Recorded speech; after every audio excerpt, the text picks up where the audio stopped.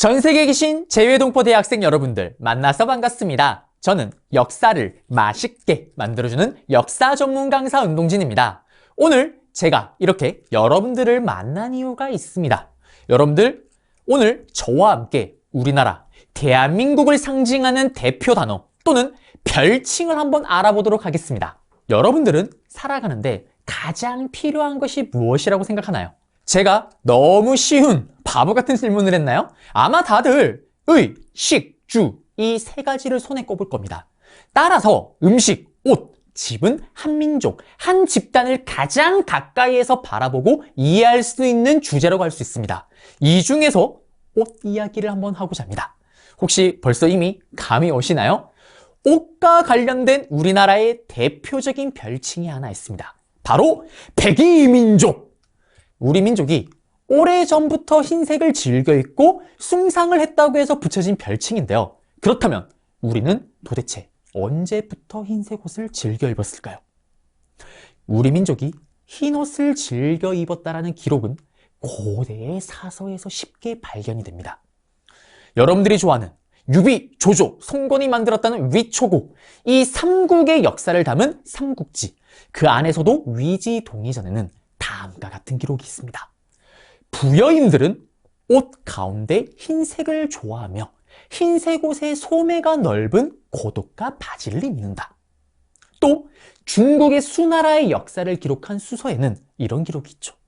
신라의 의복은 대략 고구려 백제와 같으며 의복의 색은 희다.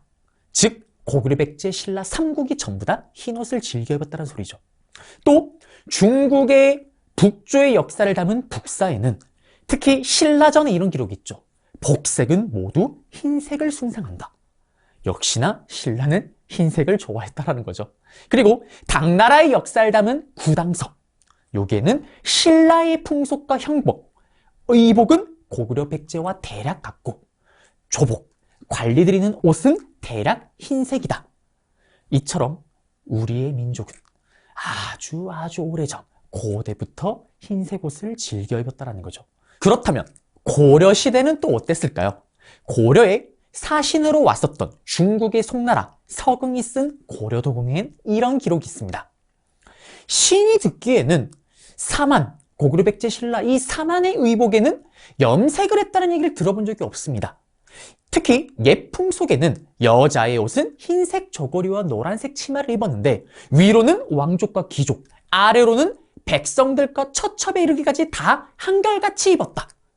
그리고 농민과 상인은 모두 흰모시로 된 겉옷에 네 가닥의 띠가 있는 검은 두건을 쓰는데 여기서 차이점이라고 하는 것은 흰모시의 옷감, 이 배의 옷감이 거칠고 고운 것만 다를 뿐이다. 특히 나라의 고위 관리나 귀족들, 왕족들도 퇴근을 해서 집으로 돌아가게 되면 역시나 그런 흰모시의 옷을 입는다라는 거. 자, 이처럼 고려시대에도 우리의 민족은 흰옷을 즐겨 입었습니다. 그렇다면 이제 조선시대는 또 어땠는지 한번 가보도록 하겠습니다. 당연히 조선시대에서도 우리 모두 흰옷을 즐겨 입었습니다. 그런데 정말 재밌게도 조선시대 왕들이 법으로서 흰옷을 금지했는 이야기들, 기록들이 자주 등장하게 됩니다. 또 어떻게 보면 그러한 법으로서 금지했다는 기록을 통해 그만큼 당시에 많은 사람들이 흰옷을 즐겨 입었다는 증거가 되기도 하는 거죠. 자, 우리에게 너무나도 유명한 두 차례의 왕자의 난을 통해서 억지로 왕에 올랐던 태종 이방원, 그리고 그의 아들이자 아마 한국에서 모른다라면 간첩일 겁니다. 훈민정음을 창제했던 세종대왕, 그리고 조선을 대표하는 슈퍼 도라이, 조선 대표 폭군 연산군, 예성농쟁에 휘말렸던 현종, 그 다음에 장희빈과의 러브스토리가 있었던 숙종, 아들 사도세자를 뒤주에 갇혀 죽여버린 비정한 아버지 영조, 이런 여러 왕들에 이르기까지 법으로서 흰옷을 입는 것을 금지를 했었는데요. 여러 명의 왕들 중에서도 특히 영조는 이렇게 말합니다. 국가가 생긴 이래로 각각 숭상하는 복색이 있었다. 그런데 우리나라는 동쪽에 있는 나라이니 마땅히 청색을 숭상해야 할 것인데 사람들이 모두 흰옷을 입으니 이 어찌 아름다운 징조이겠는가? 라고 이야기를 해요. 도대체 왜 갑자기 조선시대 때 법으로서 흰옷을 금지하고 이렇게 청색옷을 입으라고 했던 걸까요? 우리는 이 영조의 발언에서 두 가지를 알 수 있습니다.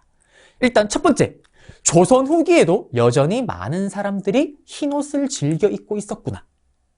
그리고 두 번째는 금지한 이유입니다. 당시에 음양오행설이라는 이론에 따르면 백색은 해가 지는 서방이 색입니다.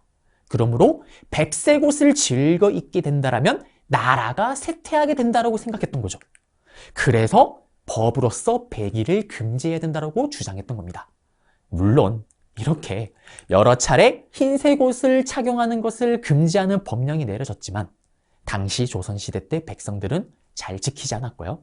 여전히 백의 착용은 계속 지속되게 됩니다. 시간이 흘러 근대 개항기인 19세기에 접어들면서 우리나라에 정말 많은 서양인들이 들어오게 됩니다. 그리고 이 서양인들은 우리나라 백성들의 모습, 우리나라 사람들의 모습을 보면서 백인이라고 부르기 시작을 하죠. 특히 고종 황제의 초상화를 그렸던 프랑스 화가는 다음과 같이 말을 합니다. 청색이 중국의 색이라면 흰색은 한국의 색이다.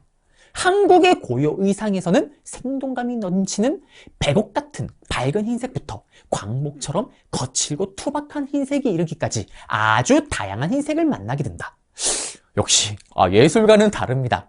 그냥 같은 흰색이 아니라 흰색 안에서도 미묘한 질감, 색감의 차이를 읽어냈던 거죠.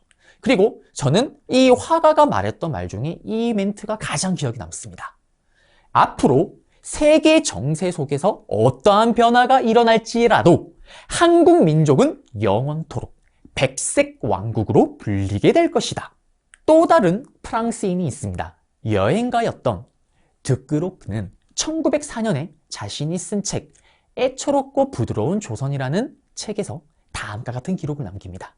한국인들은 흰옷을 즐겨 입는다. 이것은 동심 어린 조선인들에게 가장 잘 어울리는 색이다.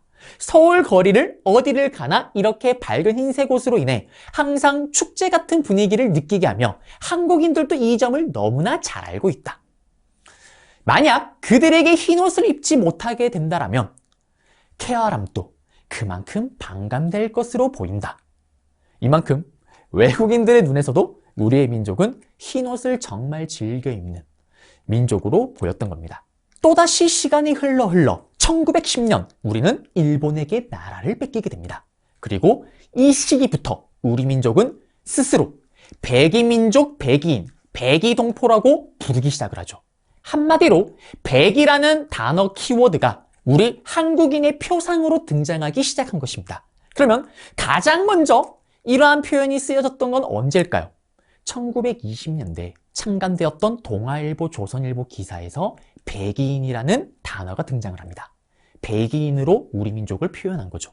그리고 연달아서 백이민족, 백이동포라는 표현도 1920년대 초반 신문 기사에 등장하기 시작을 합니다. 그런데 이 백이, 백이인, 백이동포, 백이민족이라는 단어가 단순히 조선인의 표상을 넘어서 민족운동의 표상으로도 등장하기 시작을 합니다.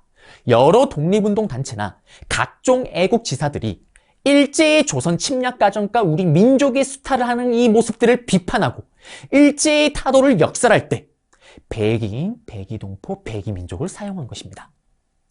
백이동포에게 격함, 200만 백이민중에게 격함, 이러한 표현과 함께 일본의 침탈을 비판하고 일본을 비판했던 거죠. 당연히 일본의 조선총독부는 가만히 있지 않습니다. 강압적으로 우리 민족의 백의 착용을 금지시키기 시작을 하죠. 당시 백의 착용을 저항의 의미로 해석했기 때문입니다. 조선총독부는 백의를 착용하는 습속을 돈, 시간, 노동력, 효율성 등의 근대적 가치 기준을 들이밀면서 비판하면서 금지를 했던 거죠. 1940년경에 이르면 조선 총독부의 이런 강압적인 법령으로 인해 백의를 입는 사람들의 모습이 점차 줄어들긴 합니다. 하지만 여전히 백의를 선호하는 성향은 남아 있었습니다. 1945년 우리는 광복을 맞이합니다. 그리고 이러한 해방 직후에도 백의민족, 백의동포라는 말은 여전히 우리 민족을 대표하는 단어였습니다. 그러나 동족 상장의 비극을 겪은 한국전쟁 이후에 한복이 점차 양복에 밀리면서 자연스럽게 백이라는 단어는 소멸해 갔습니다. 그리고 백이민족이란 말도 서서히 옅어지게 되는 거죠. 하지만 오늘날에도 백이민족이란 단어, 그리고 이 백이민족이 우리나라를 상징하고 대한민국을 상징한다는 것은 여전히 이어지고 있습니다. 그래서 제가 이렇게 여러분들에게 백이민족의 역사를 또 알려드린 거기도 하는데요. 자, 그러면 이제 또 우리나라와 관련된 대표적인 키워드가 하나 더 있습니다. 지금 또 만나러 가볼게요.